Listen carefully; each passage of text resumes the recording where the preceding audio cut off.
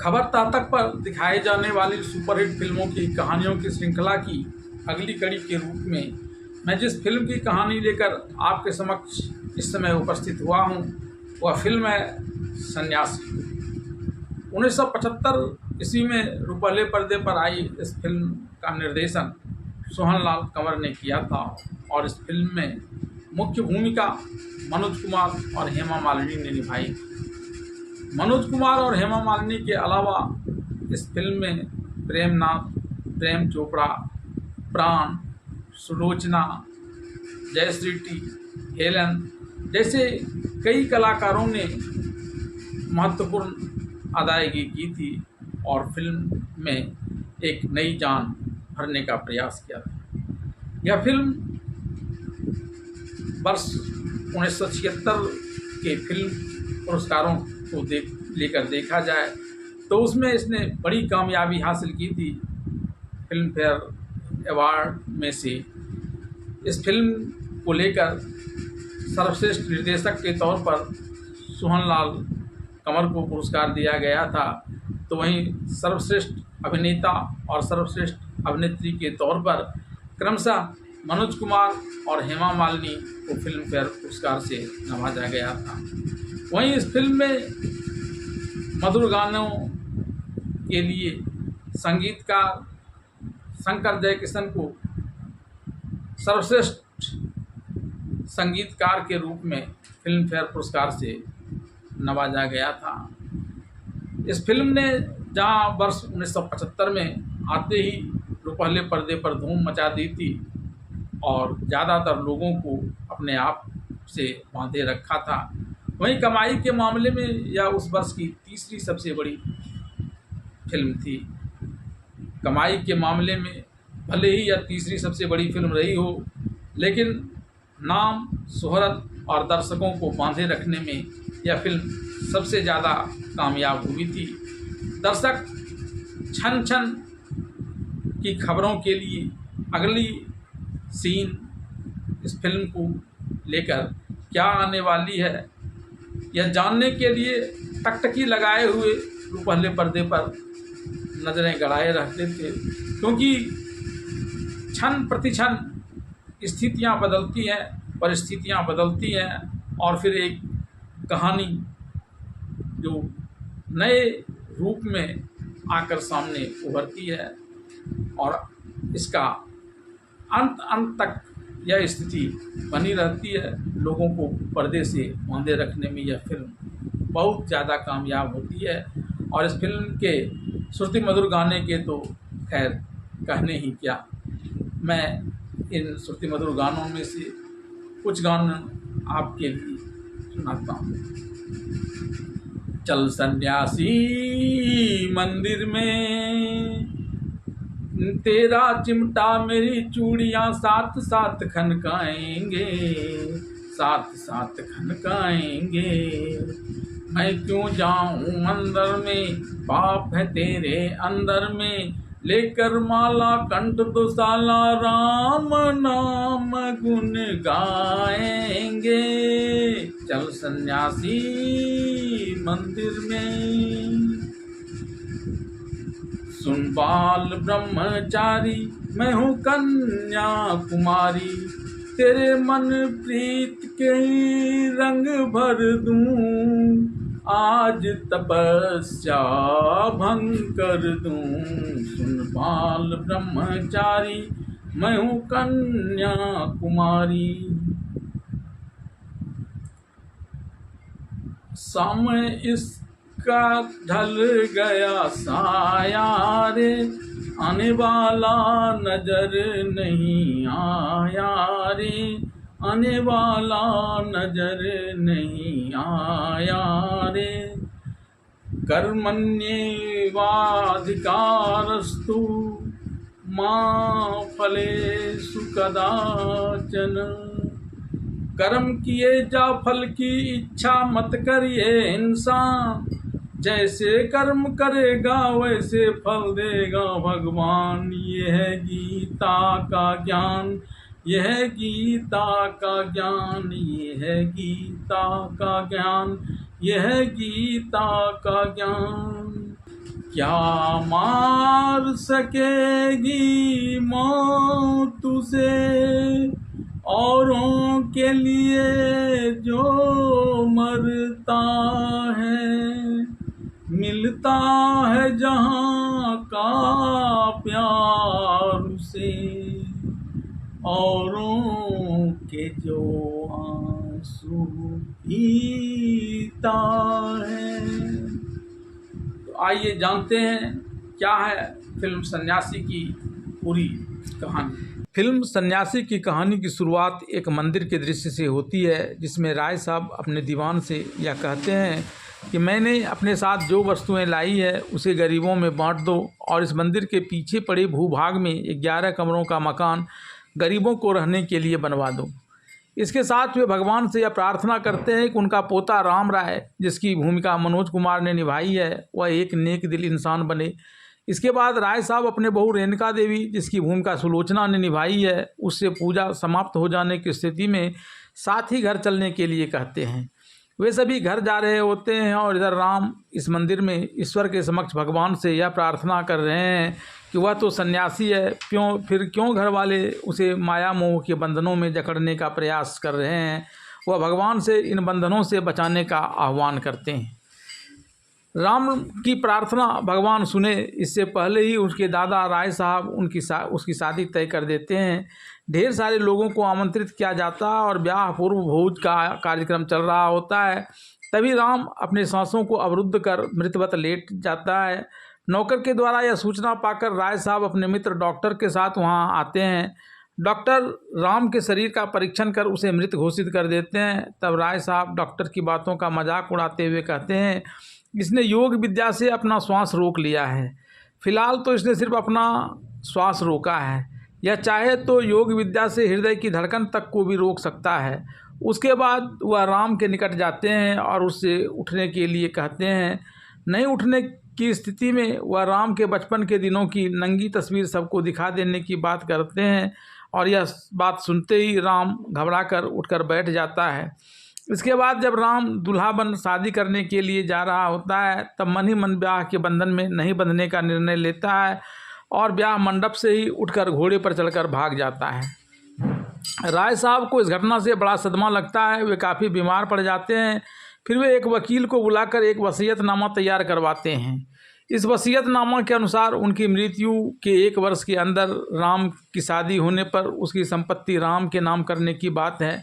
साथ ही राम द्वारा 1 वर्ष के अंदर शादी नहीं करने की स्थिति में बहू रेणुका देवी द्वारा किसी को गोद लेकर सारी संपत्ति उसके नाम करने और ऐसा न कर पाने की स्थिति में सारी संपत्ति को दान कर देने की बात लिखी गई है। इन बातों से घबराकर रेणुका देवी जब रोने लगती है तो राय साहब उसे ढांढस बनाते हुए कहते हैं कि अगर उनकी मृत्यु हो जाती है तो वह राम से कहेगी कि वह अपने दादा की अंतिम इच्छा पूरी करे, अन्यथा उसके दादा की आत्मा यूं ही भटकती रहेगी। कुछ दिनों के बाद राम के दादा की मृत्यु हो जाती है और उसकी माँ रेणुका देवी अकेली पड़ जाती है। इधर ब्याह मंडप से भागकर राम अपने गुरु के पास आता है, जिसकी भूमिका प्राण ने निभाई है। एक दिन गुरु शांति बाबा एक भजन के माध्यम से उसे कर्म योग का उपदेश देते हुए बताते हैं कि बाल्यावस्था पढ़ने के लिए, युवावस्था भोग के लिए और प्रौढ़ावस्था ईश्वर भक्ति के लिए होता है। वे आगे बताते हैं कि ऐसे लोग जो दूसरों के काम करने वाले होते हैं वह मरकर भी अमर हो जाते हैं। इन बातों को लेकर गुरु और शिष्य के बीच अभी वार्तालाप चल ही रहा था, तभी वहाँ राम की माँ रेणुका देवी पहुँच जाती है। राम के गुरु को वह बताती है कि किस प्रकार गलत संगति में पड़कर कुमार्ग पर चले जाने के कारण उसके पति की अकाल मृत्यु हो गई। वहीं राम का एक भाई भी घर छोड़कर कहीं भाग गया है। अब राम भी घर छोड़ मंदिर के आश्रम में आपके संग रह रहा है। राम के दादा की मृत्यु के बाद मैं अकेली पड़ गई हूँ और आपके समक्ष इसके दादा राय साहब की अंतिम इच्छा कि यह घर आकर शादी कर अपनी गृहस्थी संभाले, इसे सुनाने आई हूँ।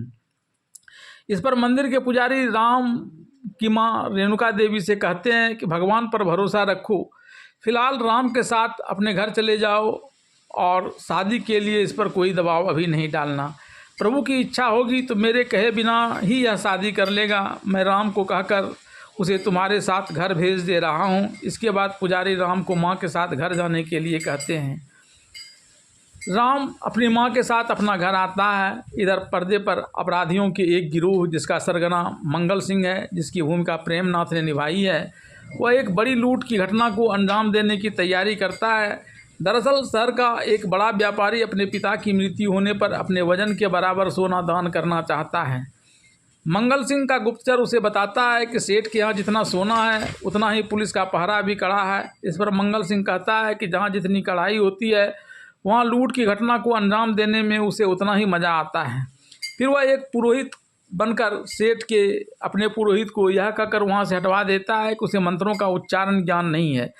फिर उसके पुजारी बने चेले चमचे सेठ से मंगल सिंह की खूब तारीफ करते हैं। तब सेठ अपने पुजारी की जगह मंगल सिंह से ही पूजा करवाकर अपने वजन के बराबर सोना उसे दान करता है। कोई भेद न खुल सके इसके लिए मंगल सिंह उस दिन सोने के कहीं ले जाने के लिए अशुभ दिन बताकर वहाँ नाच गाने का इंतजाम करवाता है। नाच गाने के कार्यक्रम में भी उसके आदमी ही छद्म रूप से रहते हैं, जो मौका पाकर पुलिस को शराब पिलाकर या अन्य तरीकों से छकाकर जेवरों को गायब करने में सफल हो जाते हैं। हालांकि पुलिस जब मामले को समझती है तब वह अपराधियों के पीछे दौड़ती है, लेकिन तब तक मंगल सिंह वहाँ से भाग खड़ा होता है। राम की माँ रेणुका देवी इस बात को जानकर काफ़ी खुश है कि लंबे समय से बिछड़ा उसका भाई गोपीनाथ और भतीजा राकेश उससे मिलने के लिए आ रहा है। इधर गोपीनाथ और राकेश की मुलाकात बनवारी, जिसकी भूमिका प्रेम चोपड़ा ने निभाई है, और गिरधारी से होती है, जो मंगल सिंह का परिवर्तित रूप है। बातों ही बातों में गोपीनाथ उन्हें इस बात की जानकारी दे देता है कि लंबे समय से बाहर रहने के कारण उसकी बहन इन दोनों को पहचानती नहीं है। वह अपराधी बनवारी और गिरधारी को यह भी बता देता है कि वह बहन को देने के लिए अपने साथ जेवरात भी लेकर आया है।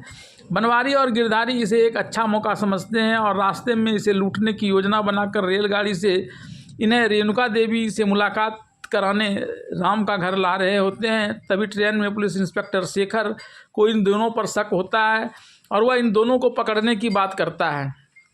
झगड़ा बढ़ता देख गोपीनाथ बीच बचाव करने का प्रयास करते हैं। तब बनवारी हाथ में एक चिट जिसमें रकम 50-50 बांट लेंगे लिखकर पुलिस इंस्पेक्टर के हाथों में थमा देता है। तब पुलिस इंस्पेक्टर वहां से चला जाता है। इस बीच गिरधारी गोपीनाथ और राकेश को ट्रेन में धक्का देकर उसे मार डालते हैं और घटना को एक एक्सीडेंट का रूप दे देते हैं।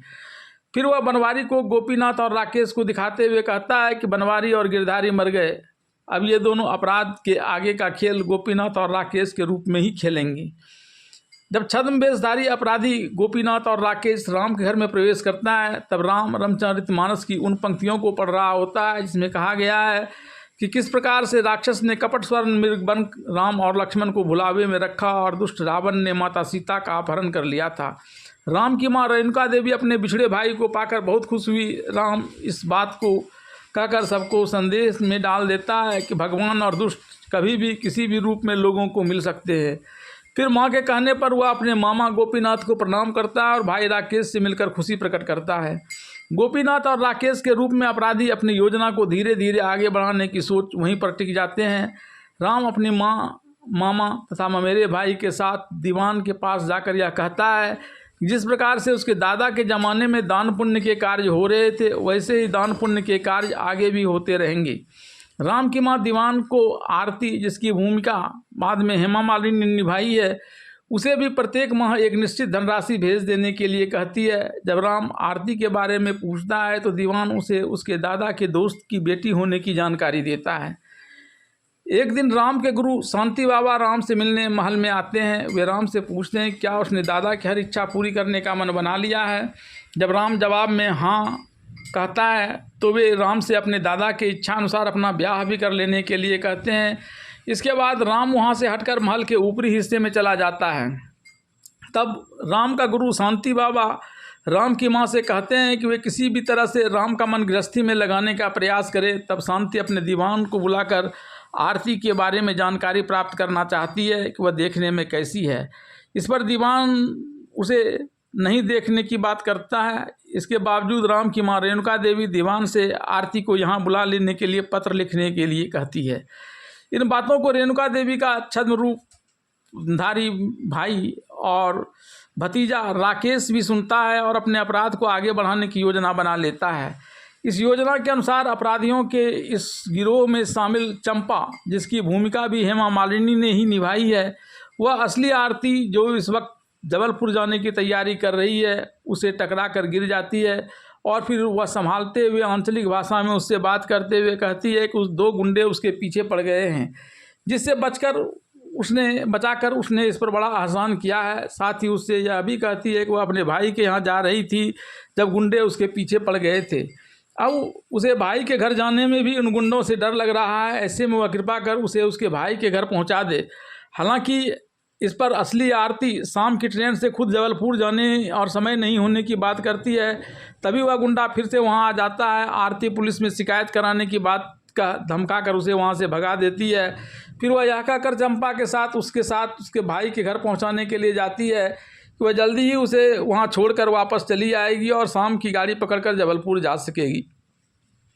चंपा के बताए गए पते पर उसके घर पहुंचाकर आरती जल्दी से वहां से लौटना ही चाहती थी कि तभी चंपा उसे अपने भाई से मिलाने की बात कहकर उसी गुंडे से मिलवाती है जिस पर चंपा तब अपने साथ गुंडागर्दी करने का आरोप लगा रही थी। आरती को आश्चर्यचकित देख चंपा उसे सब कुछ खुलकर बता देती है कि वह ऐसी अपराधी गिरोह की सदस्य है। उसने यह भी बताया कि यह नाटक उसने आरती को यहाँ लाकर कैद करने के लिए किया था ताकि वह राम की माँ रेणुका देवी से न मिल सके।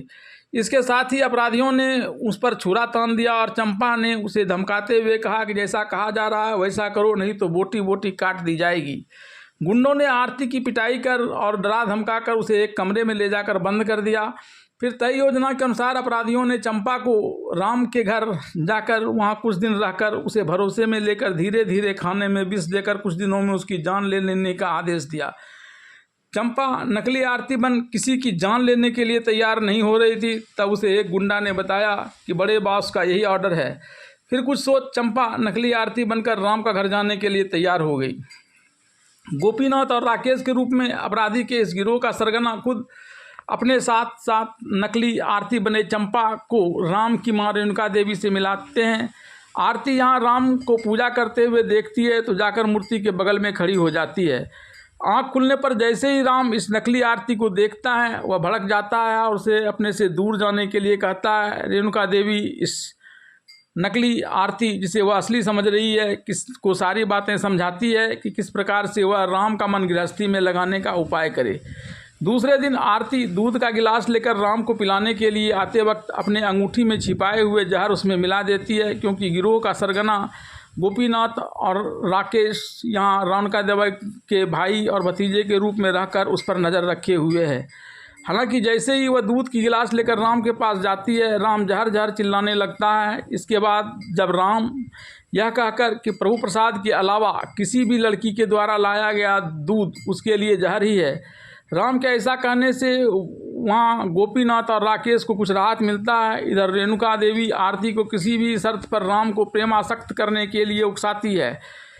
आरती राम के पास जाकर अपने रूप सौंदर्य और उसके बाल ब्रह्मचारी होने को लेकर ताना मारते हुए गाना गाती है। फिर जब राम उसे यह कहता है वह इसे परेशान करना छोड़ दे तब आरती 2 शर्त सामने रखती है। एक तो वह जो दूध लेकर आती है उसे यह पी लिया करे और दूसरा कि शाम के समय इसके साथ बैठकर प्यार की बातें करे। झक मारकर राम इसके लिए तैयार हो जाता है। राम जब अपनी माँ मामा और ममेरे भाई के साथ डाइनिंग टेबल पर खाना खाने बैठता है तो खाना परोसे जाने के साथ ही भगवान को भोग लगाकर बिना किसी का इंतजार किए तुरंत खाने लगता है। इस पर उसके मामा उसे सबके आने का इंतजार करने तक खाना नहीं खाने का शिष्टाचार समझाते हैं। इस पर राम कहता है उसे भगवान को भोग लगा दिया, उसके बाद वो किसी का इंतज़ार नहीं कर सकता है। तभी राम की माँ आकर उससे कहती है कि कल कुछ विशेष कार्य से उसे अपने साथ ले जाना चाहता है। आरती से छुटकारा पाने का अच्छा माध्यम समझ वह इस बात पर हामी भर देती है। राम आरती से छुटकारा पाकर बाहर जाने को लेकर मन ही मन खुश हो रहा था कि तभी आरती के इशारे पर रेणुका देवी ने सभी के साथ साथ खेत पर जाने की बात कह दी। खेत पर जाकर राम अलग से किसानों से बात करने गया और 400 एकड़ की ज़मीन को भूदान में देने की घोषणा कर दी। भूदान कर जब राम लौट रहा था तब आरती ने उस पर ताना मारते हुए कहा कि वह 400 एकड़ ज़मीन तो दान कर सकता है लेकिन 4 इंच का अपना छोटा सा दिल दान नहीं कर सकता। फिर आरती मुनीम जी के कान में कुछ कहती है जिसे सुन मुनीम जी यह घोषणा करते हैं कि 400 एकड़ ज़मीन दान देने की खुशी में राम अभी गाना गाएंगे। इस पर राम बिफर जाता है। इस पर आरती उसे समझाते हुए कहती है कि गाना गाना तो कोई बुरी बात नहीं है और जब खुशी का अवसर रहे तब तो गाना का आनंद कई गुना बढ़ जाता है। तब राम आरती से ही गाना गाने के लिए कहता है। आरती गाना गाने के लिए तैयार हो जाती है और नृत्य करते हुए उसे यह बताने का प्रयास करती है कि उसकी अभी छोटी सी अवस्था है और वह इतनी छोटी अवस्था में जोगन कैसे बनेगी। हालांकि राम उसे अपने साधु होने की बात कहकर खुलकर यह बता देता है कि वह उससे शादी नहीं कर सकता है। इस गाना गाने के क्रम में आरती को चोट लग जाती है और जब वह महल में आती है तो यहाँ राम की माँ उसके पैर में तेल लगाती है। राम की माँ की इस ममतामयी स्पर्श से वह अंदर से ही अंदर पिघल जाती है।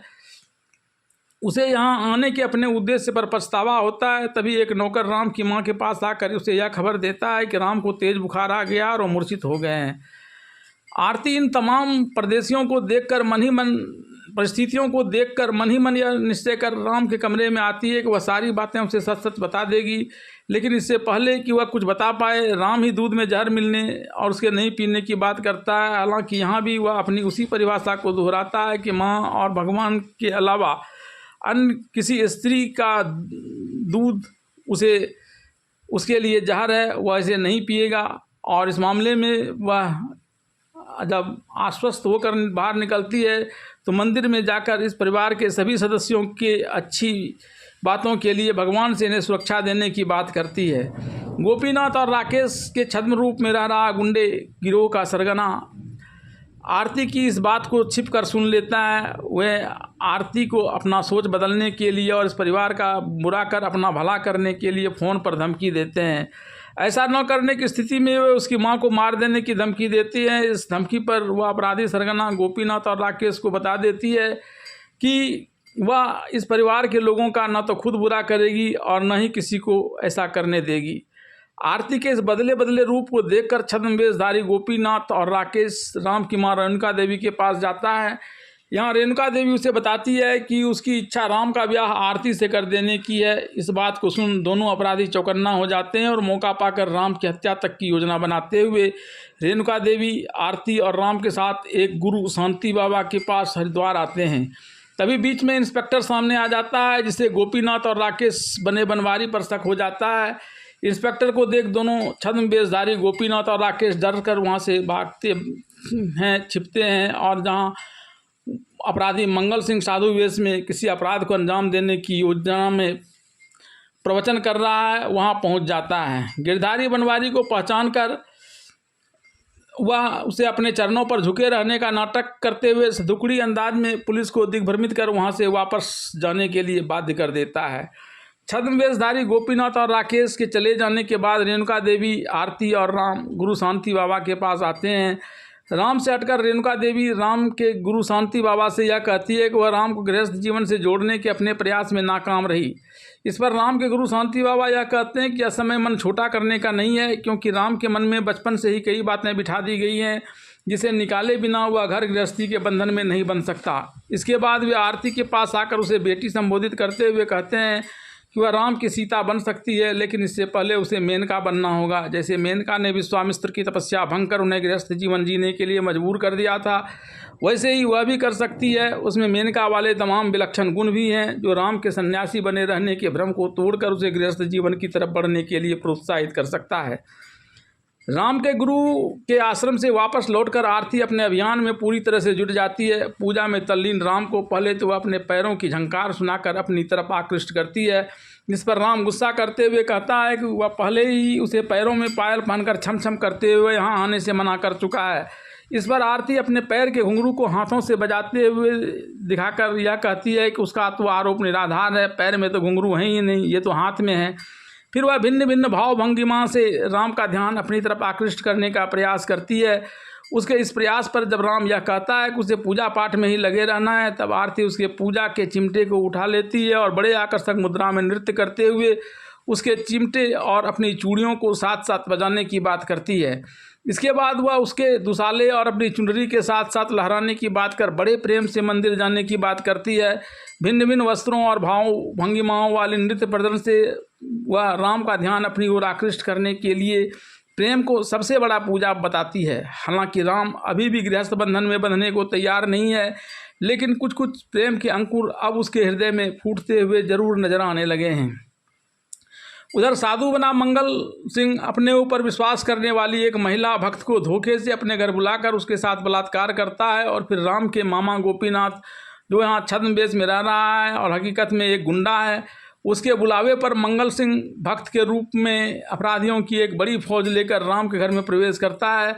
तब गोपीनाथ अपनी बहन रेणुका देवी को इस महात्मा के बड़े पहुँचे हुए होने की बात बताकर अपना उल्लू सीधा करना चाहता है। बनवारी और ईश्वर बाबा का ढोंग कर रहे अपराधी सरगना मंगल सिंह की लूट वाली योजना अब तभी सफल हो सकती है जबकि आरती बनी चंपा, जो एक अपराधी होने के कारण इसके सारे चालों को समझती है, उसे यहाँ से कहीं दूर हटा दिया जाए ताकि आस्था के नाम पर राम और उसके परिवार वालों की आंखों में धूल झोंक कर यहाँ तक की ज़रूरत पड़े तो उस सब की जान लेकर भी इस सारी संपत्ति को हड़पा जाए। इसके लिए ईश्वर बाबा बनाम मंगल सिंह, बनवारी और अन्य गुंडे जो यहाँ साधु के रूप में मौजूद हैं के सहारे आस्था के नाम पर कई झूठे चमत्कार दिखाते हुए रेणुका देवी का दिल जीतने में कामयाब हो जाते हैं। अपनी झूठी भविष्यवाणी को सच साबित कर रेणुका देवी का विश्वास जीतने के लिए वे सावित्री नाम की एक औरत की अपने गुंडों से हत्या करवा देता है और एक व्यक्ति के घर डाका डलवा देता है। इससे रेणुका देवी पूरी तरह से ईश्वर बाबा बने मंगल सिंह पर न्यौछावर हो जाती है। ईश्वर बाबा ने रेणुका देवी के अपने घर में के बारे में पूछने पर राम और आरती के ब्याह होने पर राम के स्वर्गवास होने की भी भविष्यवाणी कर दी। इससे डरकर रेणुका देवी ईश्वर बाबा की भविष्यवाणी बताते हुए आरती को राम की ज़िंदगी से बहुत दूर चले जाने के लिए कहती है ताकि राम को उसके परछाई का भी पता न चल सके। इसके लिए वो आरती को ढेर सारा धन देने की भी बात करती है। हालांकि आरती रेणुका देवी को यह कहकर समझाने का प्रयास करती है ईश्वर बाबा बने मंगल सिंह सिर्फ बाबा है, ईश्वर नहीं है। लेकिन रेणुका देवी का इस पर कोई प्रभाव नहीं पड़ता है, उल्टे वह उसे चांटा मार देती है और आरती को वहाँ से जाने के लिए कहती है।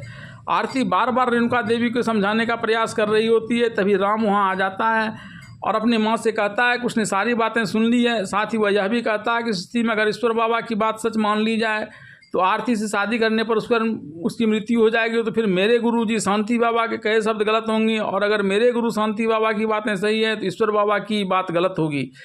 मेरे गुरु शांति बाबा कभी गलत नहीं बोलते हैं, वे गीता में वर्णित श्री कृष्ण की कई बातों के आधार पर ही कुछ कहते हैं, जबकि ईश्वर बाबा चमत्कार कर रहे हैं और ऐसे चमत्कार या तो सड़कों पर मदारी करते हैं या फिर भगवान ही करते हैं। गीता का ज्ञान भगवान का ही दिया हुआ है जो गलत नहीं हो सकता। आरती से ब्याह न होने की स्थिति में राम इस घर को छोड़कर अपने गुरु शांति बाबा के आश्रम में जाने की बात करता है। अपने दादा राय साहब की वसीयत की बात करते हुए राम अपनी माँ रेणुका देवी से कहता है कि वह इस वसीयत के अब 1 महीने होने वाले हैं, इस दौरान मेरी शादी नहीं होने पर यह सारी दौलत गरीबों में बांट दी जाएगी।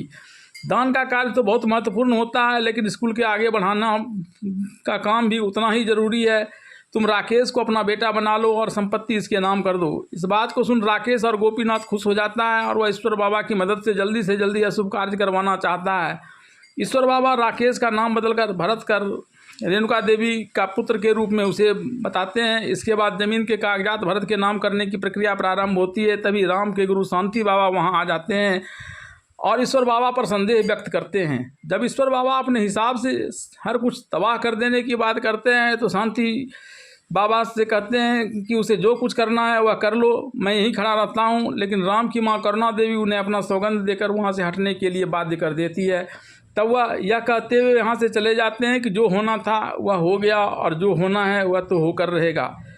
इधर आरती बनी चंपा वापस अपने आपराधिक गिरोह पहुँचती है और एक अपराधी जो उससे प्रेम करता है और इस गिरोह में एक महत्वपूर्ण पद पर है, उसे अपने साथ हुए दगाबाजी को लेकर सवाल करती है। साथ ही वह यह भी पूछती है कि यह गोपीनाथ और राकेश कौन है। इस बात को बताने के लिए वह अपराधी चंपा से कहता है कि चंपा पहले उसे शादी करे, तभी वह इन बातों का खुलासा करेगा कि गोपीनाथ और राकेश कौन है और उसकी माँ कहाँ कैद की गई है, बड़ा बॉस कौन है। झक मारकर चंपा उसकी इस बात को स्वीकार करती है। अभी वह अपराधी चंपा को सिर्फ इतना भरी बता पाया था कि गोपीनाथ और राकेश नाम का कोई नहीं है और वह इस बड़े बॉस के आदेश पर ही काम करने वाला अपराधी है। तभी बनवारी जो वहाँ राकेश की भूमिका में था वह आरती का पीछा करते हुए यहाँ आ जाता है और इस अपराधी को गोली मारकर हत्या कर देता है। इसके बाद वह चंपा को जबरन अपने साथ पिस्तौल की नोक पर उठाकर ले जाता है। चलो मैं तुम्हें सारी बातें बताता हूँ। बनवारी चंपा को अपने साथ कार में बिठाकर कहीं ले जा रहा होता है। रास्ते में वह यह बताता है कि वह चंपा की सुंदरता पर मुग्ध है और उससे शादी करना चाहता है, नहीं तो वह अब तक इसे भी ठिकाना लगा चुका होता। साथ ही वह यह कहकर भी चंपा को धमकी देता है अगर उसने उसकी बात नहीं मानी तो वह उसकी माँ को ऐसी हालत करेगा कि वह ना तो जी सकेगी और न ही मर सकेगी।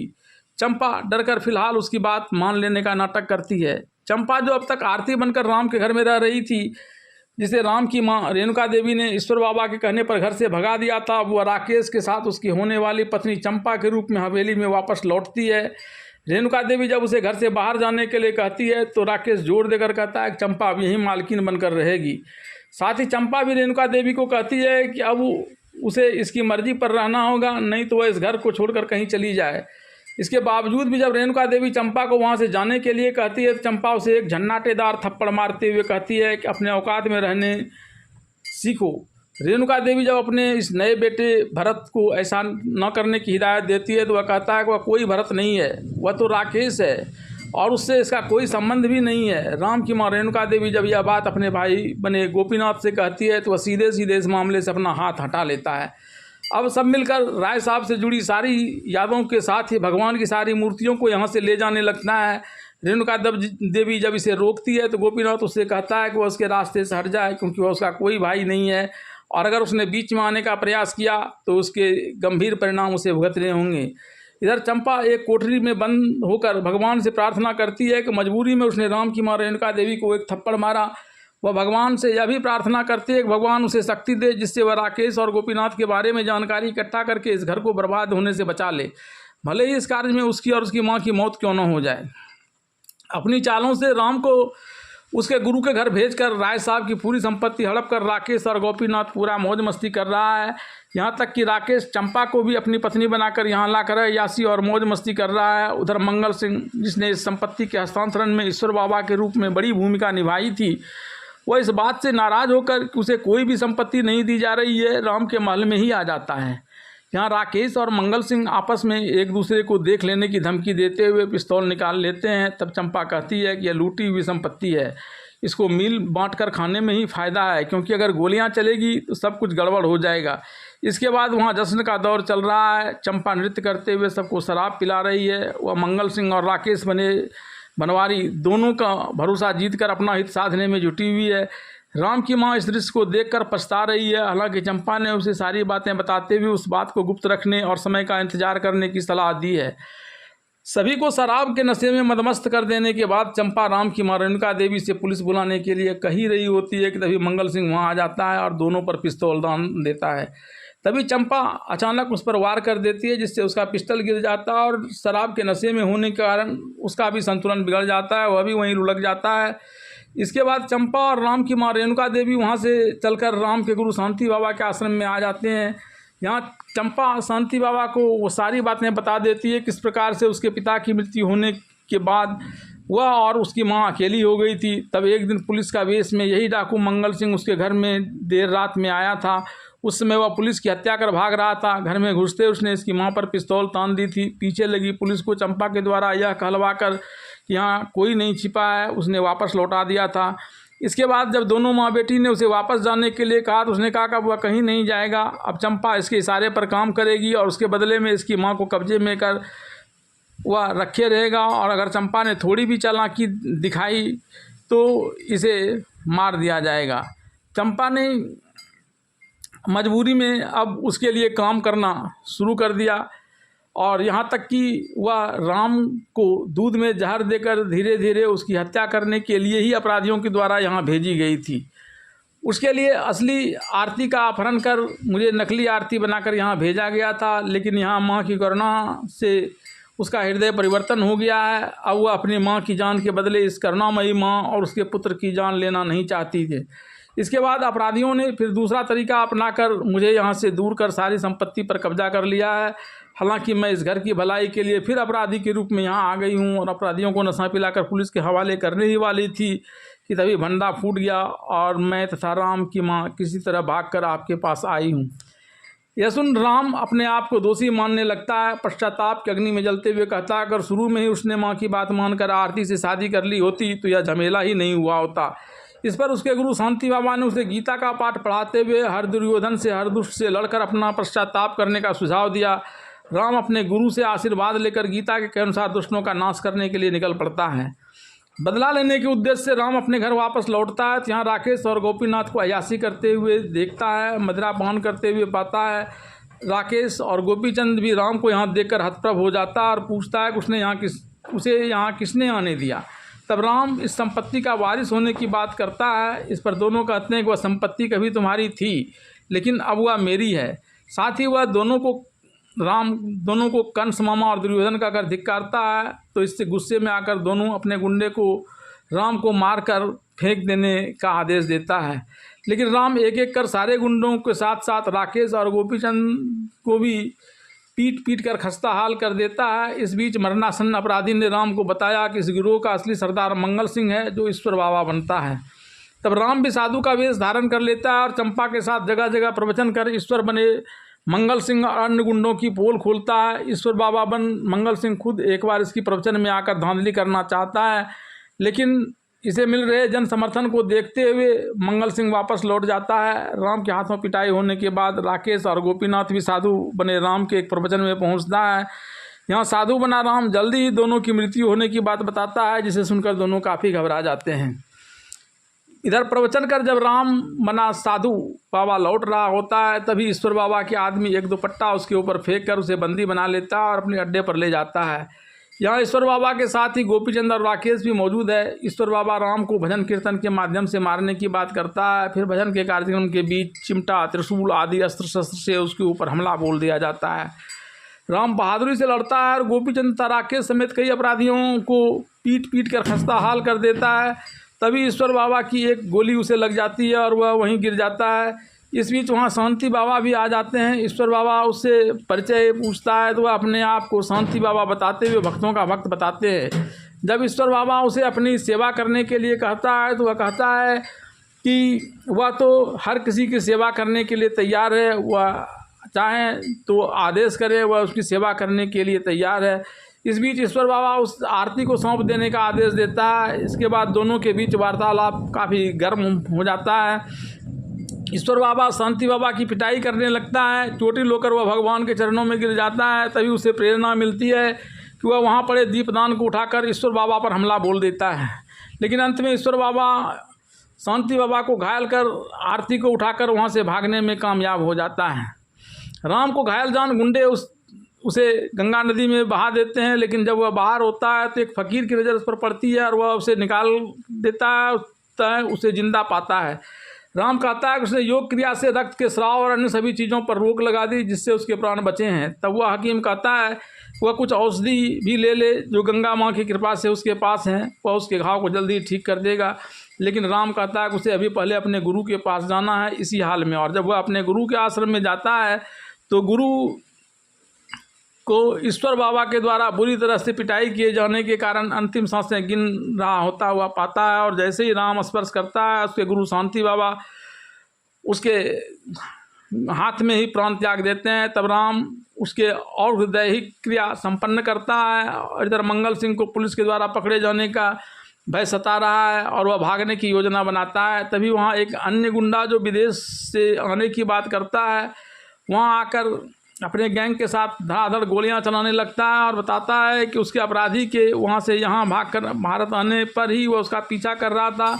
लेकिन यहाँ गोपीचंद और राकेश ने उस दोनों को मारकर उसकी जगह ले ली है। इस बीच वह मंगल सिंह को अपने साथ मिल जाने पर उसे यहाँ का सबसे बड़ा अमीर आदमी बना देने की भी बात करता है। वह विदेशी अपराधी जो मंगल सिंह को मंगली कहता है, उसे हिंदुस्तान का सबसे अमीर व्यक्ति बना देने की बात करता है। वह उससे अपने काम के सिलसिले में अमेरिका जाने की बात करता है, लेकिन अमेरिका जाने से पहले वह भारतीय लड़की के साथ शादी कर अपनी संतान उत्पन्न करना चाहता है। इस क्रम में मंगल सिंह उसे 2 लड़कियां दिखाने का वादा करता है, जिसमें से एक चंपा होती है और दूसरी आरती। पहले वह आरती के पास ले जाता है, जहां आरती और चंपा की माँ दोनों मौजूद है। मंगल सिंह उसे किसी को पसंद नहीं करने की बात करता है। तब मंगल सिंह उसे चंपा के पास ले जाता है, लेकिन वह चंपा को भी अपनाना नहीं चाहता और यह कहकर कि यह अभी उसके साथ मन से तैयार नहीं हुई है। इस बीच वह राम के द्वारा लंका जलाए जाने की बात करता है, जिससे मंगल सिंह को थोड़ा आश्चर्य होता है। लेकिन इससे पहले कि मंगल सिंह संभले, वह मंगल सिंह पर पिस्तौल तान कर कहता है कि उसका खेल खत्म हुआ। लेकिन तभी बनवारी पिस्तौल लेकर चंपा को सटा देता है और उस विदेशी अपराधी को पिस्तौल फेंकने के लिए बाध्य कर देता है। इससे खुश होकर मंगल सिंह बनवारी को अपनी पसंद की चीज़ मांगने के लिए कहता है, तो वह उससे चंपा को मांगता है। लेकिन मंगल सिंह कहता है कितने दिनों तक चंपा अपनी इज्जत को अपराधियों के बीच रहकर भी बचाए रखने में समर्थ हुई। अगर वह 5 मिनट के अंदर इसकी इज्जत को तार तार कर देता है तो चंपा उसकी हो जाएगी, और अगर ऐसा नहीं होता है तो फिर वह उसे मंगल सिंह के गोली का निशाना बनना पड़ेगा। बनवारी इस शर्त को मान लेता है, लेकिन जब चंपा इधर से उधर भागती है तो वह कभी उस विदेशी अपराधी जिसे उसने बंद कर रखा है उसके पैरों के पास जाता है, और तब वह उसके पैरों से कुचला जाता है। फिर कभी चंपा उसे धक्का देती है। तब गुस्सा कर मंगल सिंह कहता है कि तुमने 2 मिनट तक तो अपनी खूब पिटाई करवा ली, अब और अगर समय बचा तो मुझे गोली भी नहीं चलानी पड़ेगी, तुम यूं ही मारे जाओगे। और तब वह चंपा को खुद लेकर जाने के लिए मुड़ता है। तभी राधिका वहां आ जाती है और दनादन फायर कर उसे भी अपने कब्जे में ले लेती है। हालांकि मंगल सिंह आश्चर्य व्यक्त करता है कि वह अब गोली भी चलाने लगी है, तो वह कहती है कि उसकी सरगर्दी में उसने सब कुछ सीख लिया है। वह विदेशी अपराधी अपने बदले हुए चेहरे को दिखाता है तो उसमें उसे राम दिखाई पड़ता है, और वह उसकी पकड़ मंगल सिंह पर आक्रमण कर देता है। फिर सभी के बीच जमकर लड़ाई होती है और अंत में मंगल सिंह बनवारी समेत कई अपराधियों को लगभग पीट कर मरणासन्न कर देता है और उसकी परेड करवाई जाती है। इसमें राम सीआईडी इंस्पेक्टर की भूमिका को प्रधान बताते हुए उसे धन्यवाद देता है कि उसने अगर उसकी मदद नहीं की होती तो इन अपराधियों से अपने परिवार को नहीं बचा पाता। उधर सीआईडी भी राम को अपने कार्यों में सहयोग देने के लिए धन्यवाद देता है, और तब चंपा और राम एक दूसरे का होने का वादा करते हुए गुरु के आश्रम में जाकर हर एक हार उसकी प्रतिमा पर चढ़ाते हुए गीता की पंक्ति को दोहराते हैं, कर्म किए जा फल की इच्छा मत करिए इंसान, जैसा कर्म करेगा वैसा फल देगा भगवान। और इसके साथ ही वे दोनों शादी कर लेते हैं और फिल्म सन्यासी की कहानी समाप्त हो जाती है।